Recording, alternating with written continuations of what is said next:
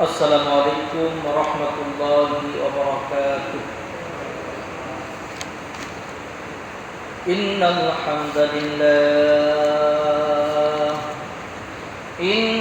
الحمد لله الأكرم الذي خلق الإنسان وكرمه وعلمه من البيان ما لم يعلم فسبحان الذي لا يحصى امتنانه باللسان ولا بالقلم ونشهد أن لا إله إلا الله وحده لا شريك له الذي أرسله بالحق بشيرا ونذيرا وداعيا إلى الله بإذنه وسراجا وقمرا منيرا فقد قال الله تعالى في كلامه المجيد والفرقان الحميد জবান খুলে বলেন আউযু বিল্লাহি মিনাশ শাইতানির রাজীম বিসমিল্লাহির রাহমানির রাহিম ألم تر إلى الذي حاج إبراهيم في ربه أن آتاه الله الملك إذ قال إبراهيم ربي الذي يحيي ويميت قال أنا أحيي وأميت قال إبراهيم فإن الله يأتي بالشمس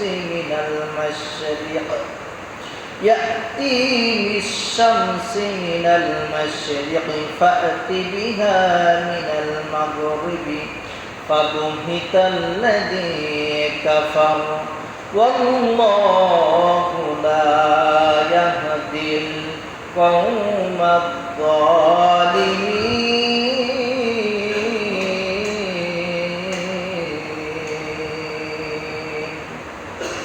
صدقت يا رب العالمين وقال الله تعالى في شان محمد صلى الله عليه وسلم الدنيا سجن المؤمن وجنة للكافر رواه مشكات إن الله وملائكته يصلون على النبي يا أيها الذين آمنوا صلوا عليه وسلموا تسليما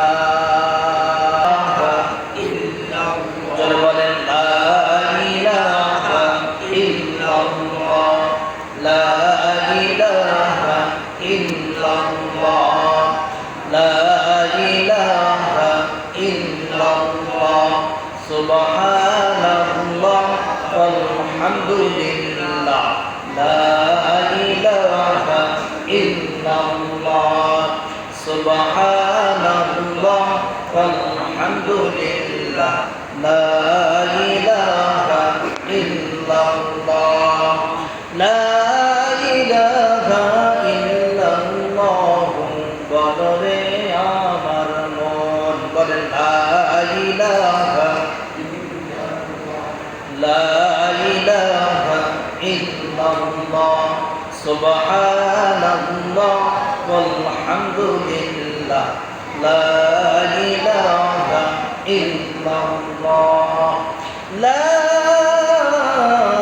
إله إلا الله محمد رسول الله সাল্লাল্লাহু আলাইহি ওয়াসাল্লাম। রাসূল নামে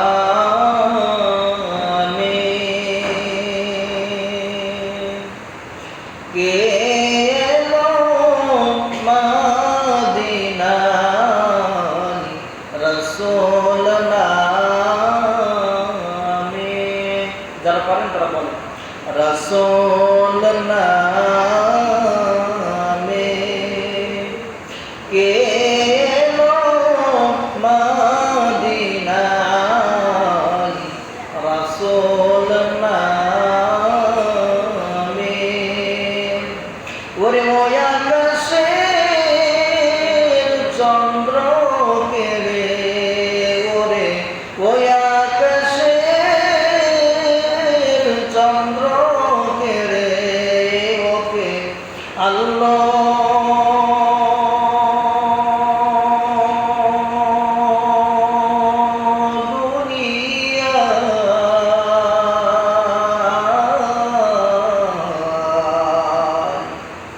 রাসূল নামে কে এলো মদিনায়, রাসূল নামে কে এলো মদিনায়, রাসূল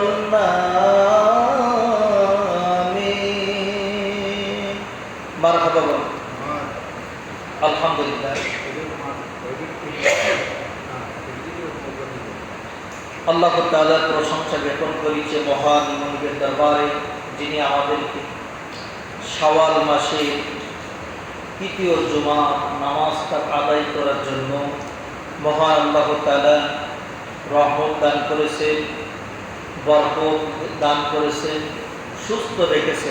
মহব্বত করে আদর করে হাঁটি হাঁটি পা পা করে লাউতারা মাজির করা কেন্দ্রীগামী মসজিদে আসার এবং বসার মতো তৌফিক দান করেছেন। খুশি যদি হন তাহলে আওয়াজ করে বলেন আলহামদুলিল্লাহ। আর একটু জোরে সরে বলেন আলহামদুলিল্লাহ।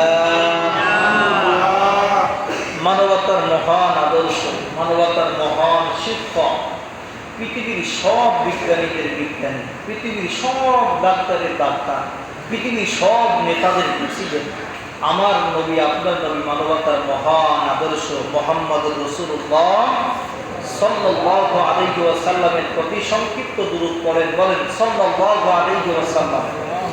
আরো জোরে বলেন সাল্লাল্লাহু আলাইহি ওয়াসাল্লাম। আমরা এই শাওয়াল মাসের তৃতীয় জুমায় মসজিদে আসতে পেরে খুশি না বেজার? আর আওয়াজ করে বলেন খুশি না বেজার? আর আরেকবার আলহামদুলিল্লাহ বলেন আলহামদুলিল্লাহ। আল্লাহ পাকের রাখুনি প্রশংসা। আমি বাড়িতে ছিলাম, আল্লাহ পাক আমাকে সুস্থভাবে, ছেলেটা অসুস্থ ছিল, আল্লাহ পাক কিছুটা স্বস্তি দিয়েছেন, অসুস্থতা ফিরিয়ে দিয়েছেন কিছুটা।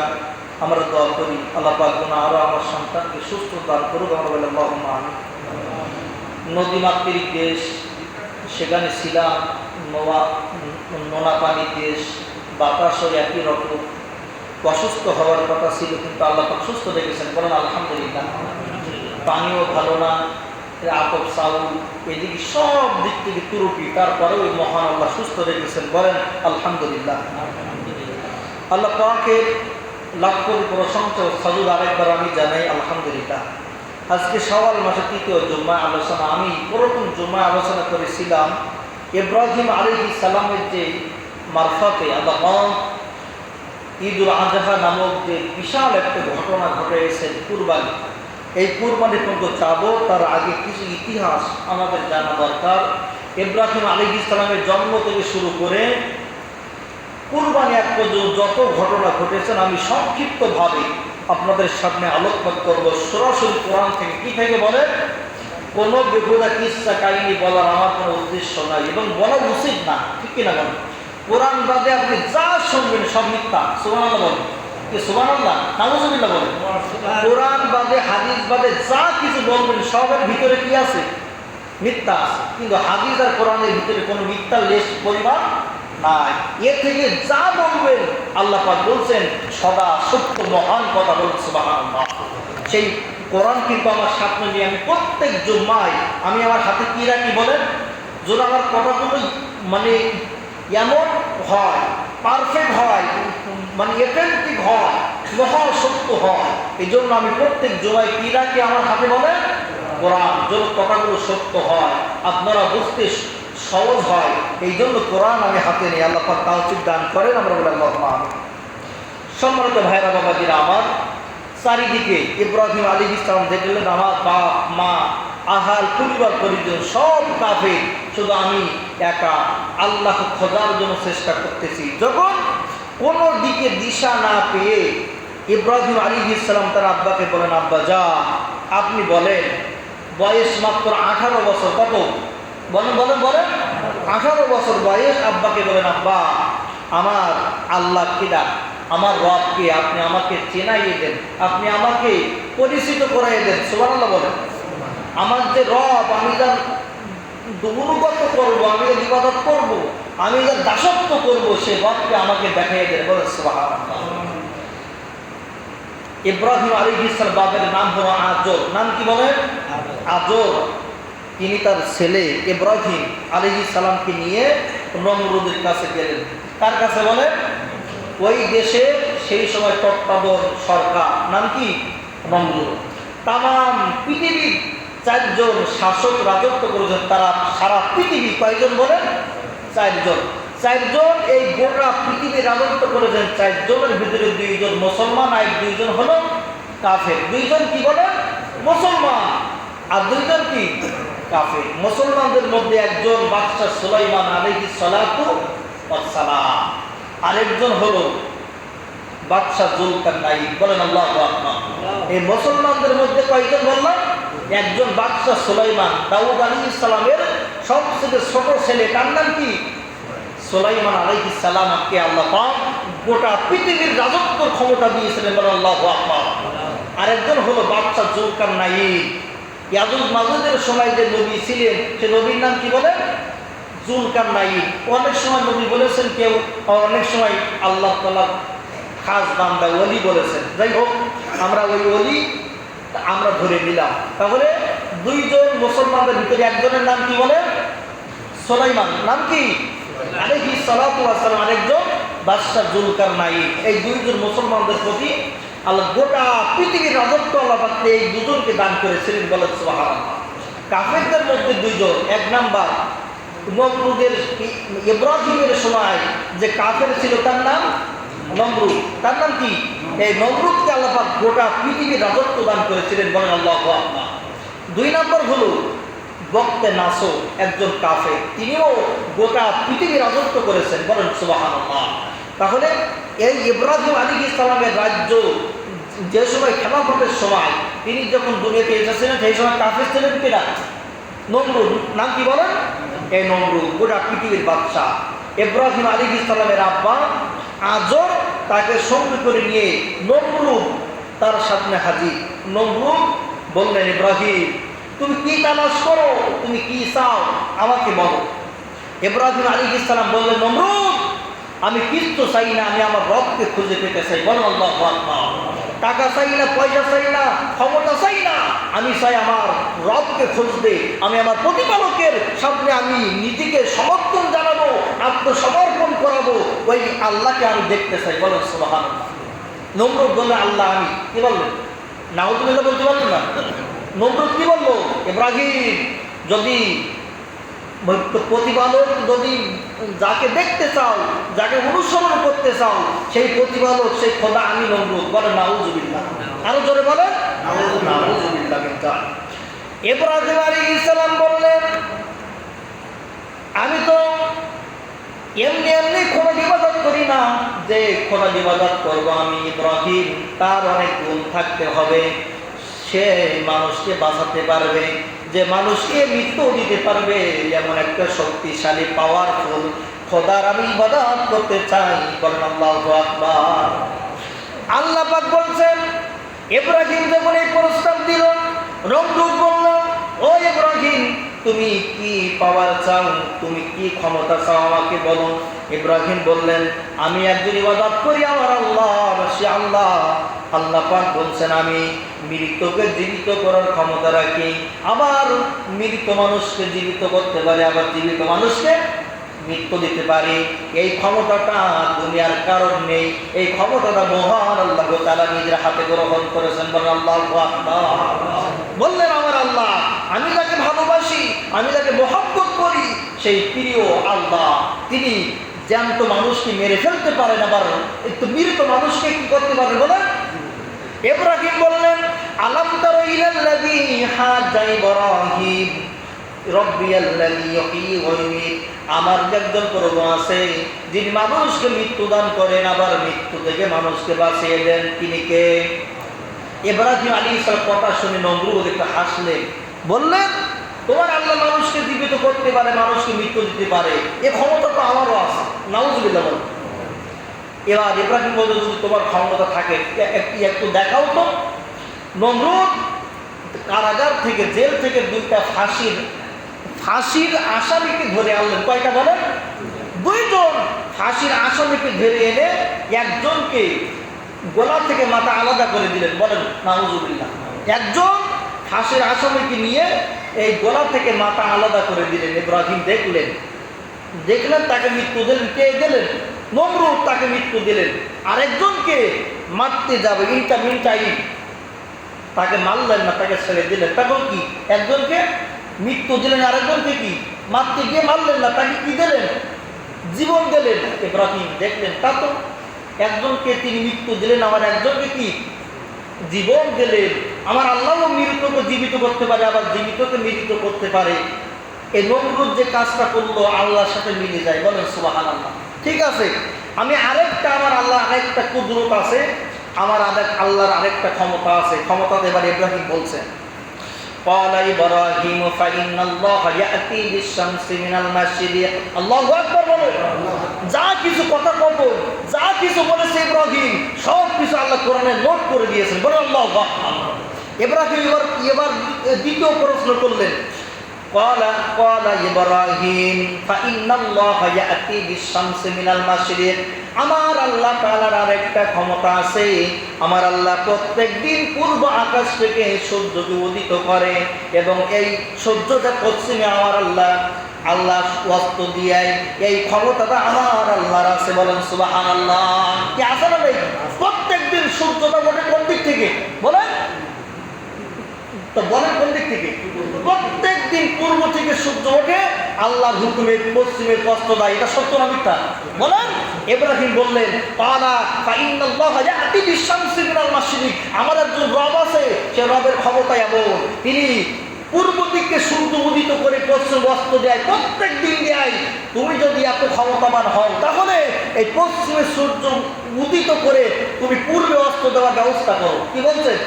তুমি যদি খোদা দাবি করো, যদি তুমি প্রতিপালক দাবি করো, তাহলে আমার আল্লাহ প্রত্যেকে পূর্ব থেকে পশ্চিমে ডোবায়, তুমি আজ থেকে পশ্চিম দিক থেকে উদিত করে তুমি পূর্বে তুমি অস্ত দাও, তাহলে মানবো আমি তোমার গোলামি করবো। বলেন সুবহানাল্লাহ। কিন্তু যখনই এই কথা বলেছে তখনই ধরা খাই নাই। এবার ইব্রাহিম বলছেন, ফাতি বিহা মিনাল মাগরিবি ফাবহিতাল্লাযী কাফার। যে এই শর্ত যখন ইব্রাহিম আলাইহিস সালাম দিয়ে দিলেন, সঙ্গে সঙ্গে তিনি কাফের পরিণত হয়ে গেলেন, অস্বীকার করলেন। তিনি বললেন, এ দায়িত্ব আমার না। কার না? এত ক্ষমতা, তুমি মৃত ব্যক্তিকে জীবিত করতে পারো, আবার জীবিত ব্যক্তিকে মৃত করতে পারো, এত ক্ষমতা তোমার, তাহলে সূর্য পশ্চিম থেকে উদিত করে পূর্ব তুমি অস্ত দাও, এই ক্ষমতা তুমি দেখাও। তিনি কি বললেন? ফাবহিতাল্লাযী কাফার। তিনি অস্বীকার করলেন, তিনি পারলেন না। সমস্ত মানুষ ইব্রাহিমের পক্ষ এসে গেলেন। বলেন সুবহানাল্লাহ। বলেন। আমরা আলেমরা, হুজুররা যে কথাগুলো বলি কোরআন থেকে বলি। বলেন আল্লাহু আকবার। যখন এই সুন্দর প্রশ্ন করলে উত্তর দিতে পারলেন না, তখনই ইব্রাহিমের উপরে চড়া হলেন কে? যখনই প্রশ্ন উত্তর দিতে পারলেন না, তখনই যেই দেখছে আমার গার করে পড়ে যায়, যেই দেখছে আমার ক্ষমতা নেই, কে কি এবার আক্রমণ করার দরকার আছে না নেই? নমরুদ বললেন, না, সব মানুষ যখন ইব্রাহিমের পক্ষে চলে গেল, একে বন্দি করো, আগুনে নিক্ষেপ করো। কারণ যখন যার ক্ষমতা সেখানে সে মারার জন্য মানুষকে পাইতারা করে, আছে না নাই বলেন? যখন তার ক্ষমতা সেখানে শেষ, সে আর কোনো দিশা না পেয়ে, আর কোনো পদক্ষেপ না পেয়ে সে মারার জন্য ব্যস্ত হয়ে যায়। একে দুনিয়া থেকে বিদায় করে দিতে হবে, অথবা আগুনে ফেলতে হবে, অথবা সারা বছর জেলে বন্দি করে রাখতে হবে, আছে না নাই বলেন? যেইটাকে আর কোনো সুযোগ নেই, এদিকেও যাওয়ার জায়গা নেই, সামনেও যাওয়ার জায়গা নেই, তখন কি করে? একজন ভালো মানুষকে বন্দি করে, অথবা জেলে দেয়, অথবা ফাঁসি দিয়ে এই মানুষটাকে মারার চেষ্টা করে, আছে না নাই? আমাদের সমাজে এরকম লোক আছে না নাই? যেইটাকে কোনো প্রশ্ন কোনো দিকে দেওয়ার জায়গা নেই, যে হুজুর যা বলবে সঠিক, হুজুর যা বলবে সঠিক, এগুলো বিরোধিতা করবো কিভাবে, হুজুরকে এখানে টানাবো কি করে, এখান থেকে হুজুরকে বাহির করবো কি করে, এইরকম ষড়যন্ত্র প্রত্যেক মসজিদে আছে না নাই বলেন? সত্য কথা পিতা, সত্য কি বলে? কিন্তু মানলে আপনি মুত্তাকি, না মানলে কি আপনি মুনাফিকের কাতারে যাবেন। এবার নমরুদ ইব্রাহিম আলাইহিস সালামকে বন্দী করলেন, সুবহানাল্লাহ। এবার আল্লাহ পাক আর একটা, এবার তার আব্বা কিছুদিন পরে তিনি জেল থেকে ছাড়া পেয়ে তার আব্বাকে এবং জনগণের সাথে তিনি আর একটা কম্পিটিশন করেছেন, আর একটা কথা কপন করেছেন। সেই কথাটা মহান আল্লাহ তাআলা এই পবিত্র কোরআনে সূরা আনবিয়ার ভিতরে দান করেছেন, বলেন সুবহানাল্লাহ। আরেকদিন ইব্রাহিম তার পিতা এবং তার জনপদের সামনে কি ভাষণ দিয়েছেন, সেই ভাষণটা অতি চমৎকার, বলেন আল্লাহু আকবার।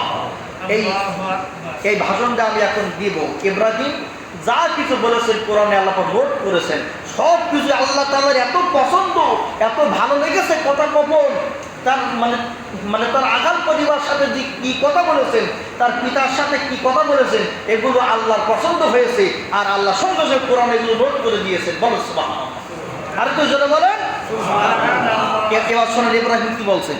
ওয়ালাকাদ আতাইনা ইব্রাহিমা রুশদাহু মিন ক্বাবলু ওয়া কুননা বিহি আলিমিন। মানে আয়াত শুনেন, ওয়ালাকাদ আতাইনা ইব্রাহিমা রুশদাহু মিন ক্বাবলু ওয়া কুননা বিহি আলিমিন। আমি আল্লাহ তাআলা আমার ইব্রাহিমকে প্রচুর জ্ঞান দান করেছিলাম, এবং যত কিছু কি করেছেন সব কাজের সাথে আমি আল্লাহ ইব্রাহিমের সাথে ছিলাম, বলেন সুবহানাল্লাহ। মানে ছোট্ট মানুষ ইব্রাহিম, আল্লাহ পাক বলছেন আমি তাকে ইলম এবং প্রজ্ঞায় হিকমত দান করেছিলাম, বলেন সুবহানাল্লাহ।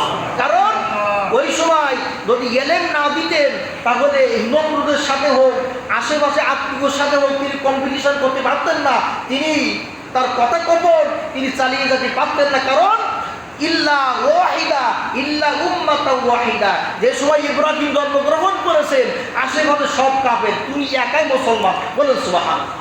তাহলে একটু জ্ঞান না থাকলে, একটু বুদ্ধি না থাকলে ওর ভিতরে ইসলাম প্রচার করা সম্ভব না, ঠিক কিনা বলেন?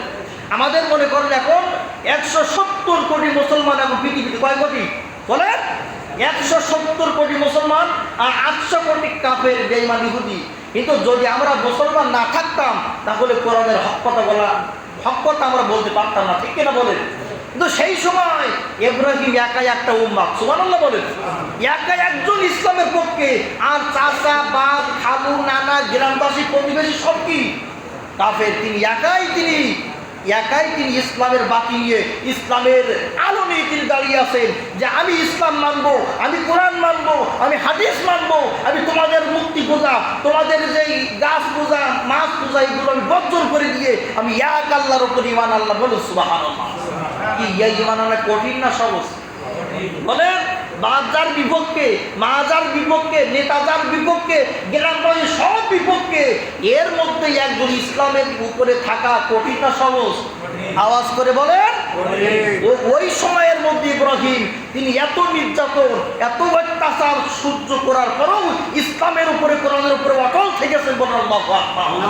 তাকে এক ইঞ্চি আগুনের ভিতরে দেওয়ার পরেও, জেলে বন্দী করার পরেও 1 ইঞ্চি ইসলামের পথ থেকে তিনি সরে দাঁড়ান নাই, বলেন আল্লাহু আকবার। এ ক্ষমতা দেন কে? সাহস যদি আল্লাহ না দেয়, একা একা কি দাঁড়ানো যায় বলেন?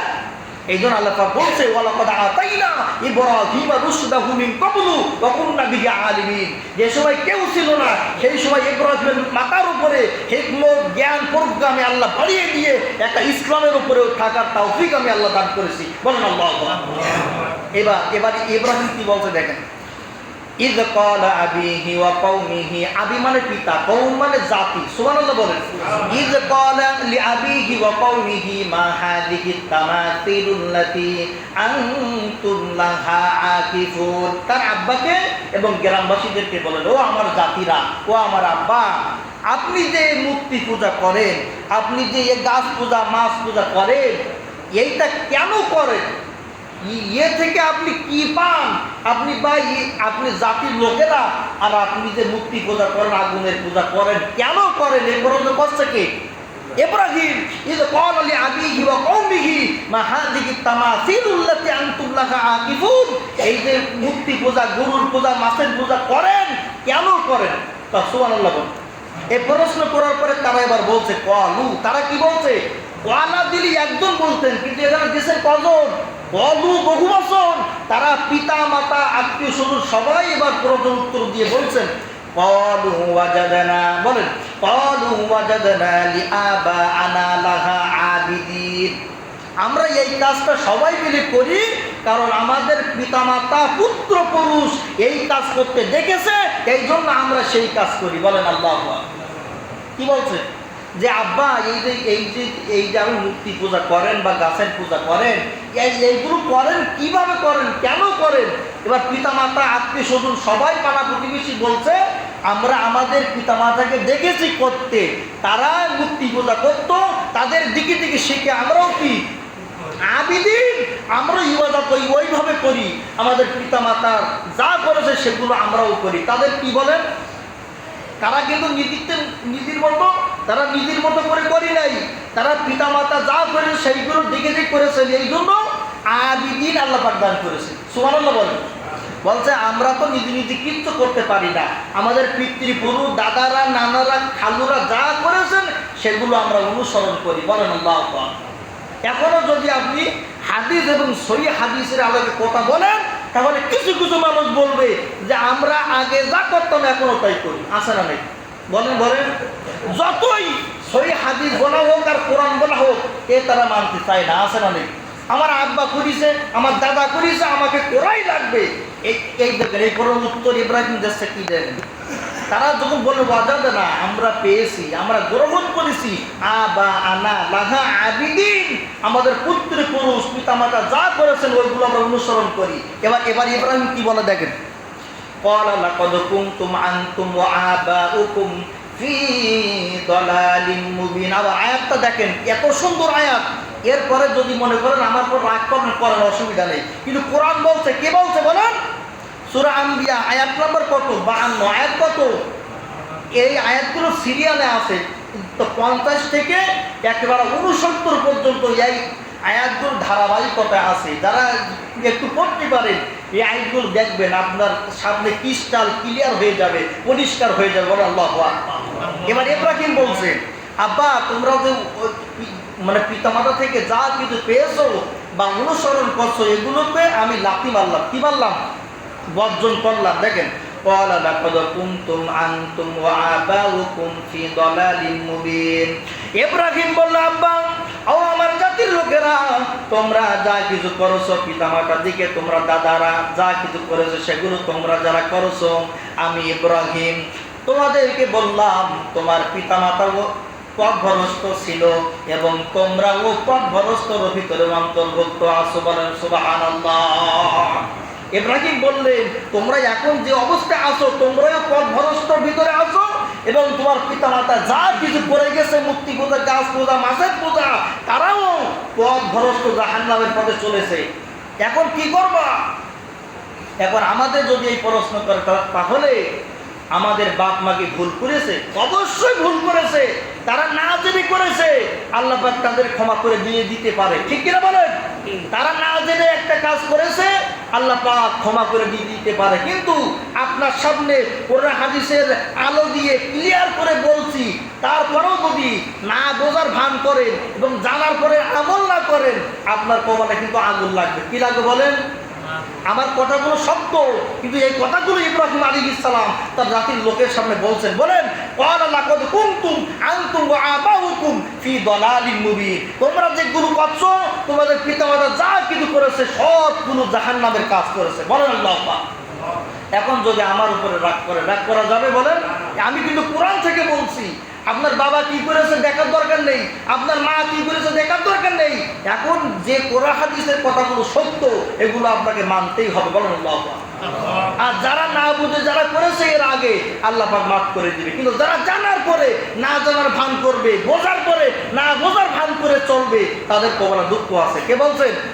বলেন, ফি দালালিন মুবিন, তারা পথভ্রষ্ট আছে। এবার জাতির লোকেরা এবং পিতা ইব্রাহিম আলাইহিস সালামকে বলছেন, ক্বালু আজিতানা বিল হক্কি আম আনতা মিনাল লাঈবিন। কি বলছে?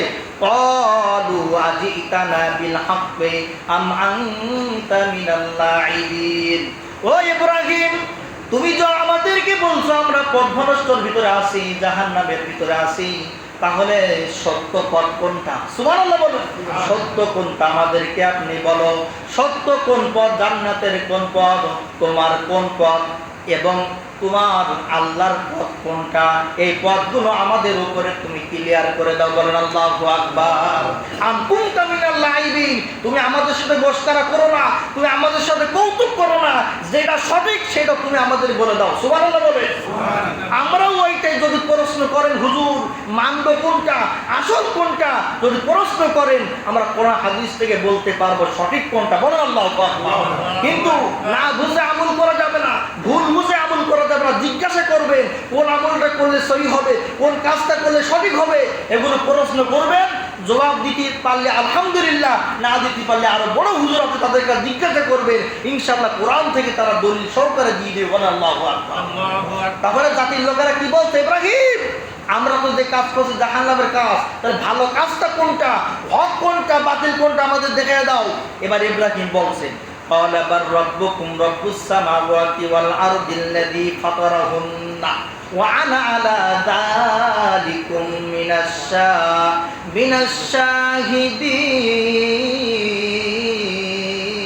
الشاهدين.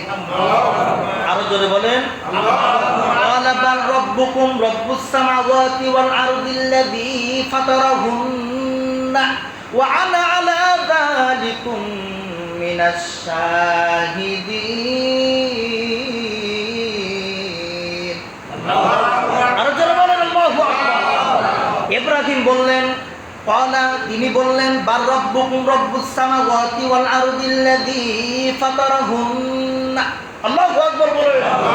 ইব্রাহিম বললেন, আকাশ এবং জমিনের মধ্যে যত সৃষ্টি আমার আল্লাহ করেছেন, যত তৈয়ার তিনি করেছেন, যত সৃষ্টি করেছেন, সব কিছু নিয়ন্ত্রণ করেন ওই আল্লাহ। তোমরা যদিও আল্লাহর উপরে ঈমান না আনো, আল্লাহর উপরে সাক্ষী না দাও, আল্লাহ এক অবাদিত হয়ে সাক্ষ্য না দাও, তা আমার কোনো আসে যায় না। কিন্তু আমি ইব্রাহিম, ওয়া আনা আলা যালিকুম মিনাশ শাহিদিন, আমি নিজে একা একজন সাক্ষী দিলাম। আল্লাহ আসমানের মালিক, আল্লাহ জমিনের মালিকের ভিতরে কোনো শরীক অংশীদার নেই। বলেন আল্লাহু আকবার। আমি তোমাদেরকে বলছি, আসমান এবং জমিন যা সৃষ্টি করেছেন, সব কিছু যে তোমাকে আমাকে বানিয়েছেন, সে মহান আল্লাহ দাবিদারি করার জন্য আমি ইব্রাহিম তোমাদেরকে বলছি।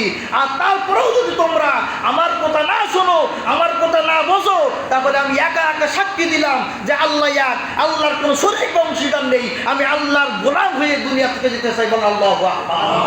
ও আনা, আমি, আনা মানে কি?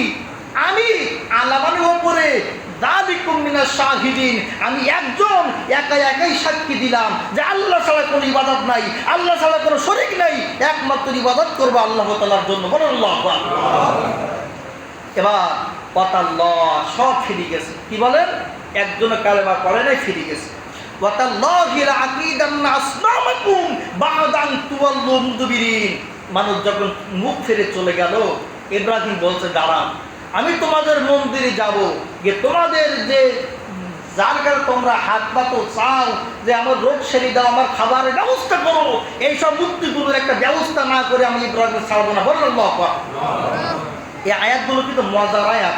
যারা বাড়ি পারেন তাফসিরে মারিফুল কোরআন, তাফসিরে জালালাইন, তাফসিরে তাফহিমুল কোরআন, এই ভালো ভালো আয়াত কি ভালো ভালো তাফসির কারো তাফসিরকে এই আয়াতগুলো মিলাবেন। ওয়াতাল্লাহ লা আকিদান্না আসনামাকুম বা'দা আন তুওয়াল্লু মুদবিরিন। এত কিছু বললাম, তারপরেও তোমরা যখন মুখ ফিরে চলে গেছো, সাবধান, তোমাদের এই মূর্তিগুলোর আমি ব্যবস্থা না করে আমি ইব্রাহিম এখান থেকে যাবো না। বলেন আল্লাহু আকবার। তাফসির যারা পড়তে পারেন, তাফসিরে জালালাইন, আল্লামা জালালউদ্দিন রুমি রাহমাতুল্লাহ তিনি সুন্দর করে তাফসির লিখেছেন। আল্লাহু আকবার বলে। এবার এক অনুষ্ঠানে, পূজার অনুষ্ঠানে সবাই চলে গেছে, নাচ গান করার জন্য চলে গেছে। ইব্রাহিমকে তার আব্বা বলছে, ইব্রাহিম চলো, তোমার তো মন খারাপ, ওই পূজার অনুষ্ঠানে চলো, একটু গান বাজনা করলে তোমার মন ভালো হবে। কি বলছে বলেন? তোমার তো মন খারাপ, তা চলো গান বাজনা করলে তোমার মন ভালো হতেই পারে, চলো একটু আনন্দ বিনোদন করে আসি। তিনি আকাশের দিকে তাকালেন, ফানাজারা নাজরাতুন ফিস সাকিম, তিনি আসমানের দিকে তাকিয়ে আবার নিচের দিকে তাকিয়ে তিনি বলেন, আব্বা আমি একটু অসুস্থ, আমি অসুস্থ বোধ করছি, আপনারা যান, আমি যাব না, আমি একটু বাড়ি থাকি। বলেন সুবহানাল্লাহ। কিন্তু তাফসীর কারক বলছেন আল্লামা জালালউদ্দিন তিনি সুস্থ ছিলেন, কিন্তু মিথ্যা কথা বলেন কেন? মিথ্যা না, এটা হলো কৌশল। এটা কি বলেন? অসুস্থ দুই প্রকার। কয় প্রকার? একটা মানসিক আর একটা কি বলেন বলেন, একটা শারীরিক আর একটা মানসিক। অসুস্থ কয় প্রকার? তিনি শারীরিকভাবে অসুস্থ ছিলেন না, তিনি ছিলেন মানসিকভাবে। তার মাথায় একটাই আশা, একটাই ভরসা, তিনি পথ হারা মানুষকে কিভাবে পথের দেখা দিশাবেন। এই যে আমার হাজার হাজার উম্মত সব কাফের, বেঈমান, মুনাফিক, এদেরকে আমি ইসলামে আনবো কিভাবে, এই বলতে বলতে তিনি পেরেশানি, টেনশনে তিনি মানসিক অসুস্থ ছিলেন। বলেন আল্লাহু আকবার। তার কথা কি মিথ্যা কথা কি বলেন? তার হাজারো চাপ যে আমি আমার এই বান্দাগুলোকে, আমি আমার সন্তানগুলোকে জাহান্নামের পথ থেকে বাঁচাবো কিভাবে, এই টেনশন, এই ইনটেনশন তার মাথার মধ্যে ছিল। এই জন্য তিনি বলেছেন, আমি অসুস্থ বাবা, তোমরা যাও, আমি থাকি। বলেন সুবহানাল্লাহ। এবার তিনি মুক্তি ঘরে গিয়ে কি করলেন? বিশাল বড় কাহিনী, একের পর এক আয়াতের পর পর আল্লাহ পাক সব আয়াতগুলো মুক্তির সাথে যা কথা বলেছেন, মুক্তি ঘরে গিয়ে যা কি করেছেন, একজনকে মেরেছেন, প্রত্যেককে যখন তিনি খাবার দিয়েছেন, কেউ খাবার খায় না। কি বলেন? এক এক মুক্তির সামনে মনে করেন সাদেক গোল্লা, বিরিয়ানি, তেহারি, মানে ভালো ভালো খাবার সব সামনে দেওয়া আছে, কিন্তু কেউ কি খাচ্ছে না। ইব্রাহিম বললো, হয়তো নাগাল পাই না, আমি হাতে দিয়ে তুলে দিই। তিনি হাতে দিয়ে বলতে খাও, খায় না, খাও, খায় না। সবার মানে 360টা মূর্তি, আরো অনেক বেশি মূর্তি, সব পদের কাছে কাছে গিয়ে বলতে খাও, কেউ তো খায়ও না, কথাও বলে না। কি বলেন? এখন এত কষ্ট করার পর রাগ হবে না? বলেন, আপনি বলেন একজনকে খাওয়াচ্ছেন, এত সুন্দর করে যত্ন আপ্যায়ন করে মানে খাবার ব্যবস্থা করে সে মেহমান যদি বাসায় না দেয়, রাগ হবে কিনা? বলে তিনি সব মূর্তির সামনে গিয়ে বলে খাও, খায়ও না, কথাও বলেন, রাগ হবে কিনা? এবার তিনি কোরআন হাতে নিলেন, এই খা নাই কথা বল। কি বলছেন? ভয় কথা বল নাই, খা, কিন্তু খায়ও না, কথা বলে না। সব কথার মাথা থেকে মুন্ডু আলাদা করে দিই। কারো কান মানে তার কানে কোপ মেরেছে, কান পড়িয়ে গেছে, কারো হাতে কোপ মেরেছে, হাত শেষ, কারোর গলায় ছুরিতে গলা দুভাগ করে দিয়েছে। কিন্তু যেটা বড় মূর্তি, কোরআনে আল্লাহ পাক দিয়েছেন, যেটা বড় মূর্তি ওইটা মারতে যাবে, ইন দ্য মিন টাইম তিনি দাঁড়ালেন না, এর মারা যাবে। কি বলেন? এখান থেকে একটা কৌশল অবলম্বন করতে হবে। বলেন সুবহানাল্লাহ। তিনি যখন বড় মূর্তিকে মারতে যাবে, ইন দ্য মিন টাইম তিনি দাঁড়ালেন না, একে মারা যাবে। সব মেরে ফেলি, দোষ আমার হবে। কি বলেন? এবার সব মারার পরে একটা যখন বড়টার উপরে কোড়াল মাথায় রেখে তিনি চলে এসেছেন। কি বলেন? এবার যারা গান বাজনা শুনতে গিয়েছিল, এসে দেখে মূর্তির মাথা নেই, কি হাত নেই, পা নেই, কানা কুজু খোড়া, এমন ভাবে তিনি কোপাইয়েছেন, একটা মূর্তিও আস্ত নেই, সব হাজার ইল্লা কাবির আল্লাহুম, এমন ভাবে মেরেছেন, চূর্ণ বিচ্ছন্ন করে দিয়েছেন। বলেন আল্লাহু আকবার। তাহলে আমাদের এই জাতির পিতা মূর্তি ভাঙছিল না মূর্তি গড়ছিল? বলেন, তিনি দুনিয়া থেকে মূর্তি সরাইছে না নতুন করে মূর্তি বানাইছে? বলে তার কাজ ছিল মুক্তি ভাঙা। আর আমরা মুসলমানরা এখন মুক্তি পূজা করি, আছে না নাই? আমাদের ঘরের ভিতরে বিভিন্ন খেলনা আছে না নাই? কুকুরের ছবি, বাঘের ছবি, নেতার ছবি আছে না নাই? এগুলো কিন্তু মূর্তি। এগুলো কি? এই জন্য আমাদের আব্বাজানের কাজ হলো মূর্তি ধ্বংস করা না মূর্তি তৈরি করা? বলেন বলেন। আমাদের আব্বাজানের চেষ্টা হলো মূর্তি অপসারণ করা, মৃত্যু বাতিল করে দেওয়া, মূর্তি যেন না থাকে এই কাজ করা। আর আমরা তার সন্তান হয়ে আমরাও রাস্তার ধারে ধারে বিভিন্ন জায়গায় যেখানে মূর্তি নেই সেখানে মূর্তির ব্যবস্থা করা আমাদের কাজ। আছে না নাই? সবাই না, কিছু কিছু আছে না নাই? এই জন্য মূর্তি ঘরে গিয়ে ইব্রাহিম আলাইহিস সালাম যে কি করেছেন মজার ঘটনা, আজকে তো সময় নেই, আগামী জুমায় আরো বিস্তারিত তাফসিরে কাসির, তাফসিরে মারিফুল কোরআন, তাফসিরে জালালাইন, তাফসিরে মাযহারি, ভালো করে তাফসির থেকে আরো মজার ঘটনা মানে ঈদুল আযহা পর্যন্ত শোনাবো। বলেন ইনশাআল্লাহ। আরো জোরে বলেন ইনশাআল্লাহ। আমরা আগামী জুম্মা থেকে মুক্তির ঘরের মধ্যে যে কি বা কথা বলেছেন বা কি কাজ করেছেন এগুলো নিয়ে বিস্তারিত আলোচনা করব। আল্লাহ পাক আমাকে আপনাকে সকলকে সুস্থ থাকার তৌফিক দান করুন। আমরা বলি আল্লাহুম্মা আমিন। আরো আসতে বলেন, আরো আসতে বলেন। আমাদের সবাই সুস্থ থাকার দরকার আছে না নাই? আওয়াজ কম কেন? জোরে বলেন আল্লাহুম্মা আমিন। ওয়া মা আলাইনা ইল্লাল বালাগ। আসসালামু